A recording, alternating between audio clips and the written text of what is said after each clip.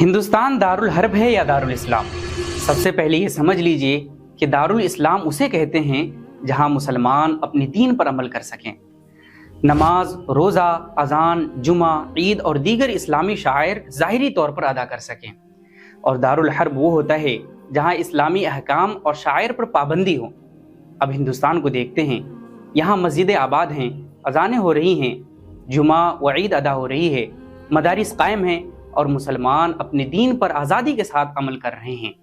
اسی لیے اعلیٰ حضرت امام احمد رضا خواہ فاضل بریلوی رحمۃ اللہ تعالی علیہ فتاوی رضویہ میں صاف لکھتے ہیں، ہندوستان دارالاسلام ہے، ہرگز دارالحرب نہیں۔ دارالاسلام کے دارالحرب بننے کے لیے جو شرائط فقہ میں لکھی گئی ہیں وہ ہندوستان میں موجود نہیں، بلکہ یہاں مسلمان اعلانیہ شعائر اسلام ادا کرتے ہیں اور بہت سے معاملات شریعت کے مطابق انجام دیے جاتے ہیں۔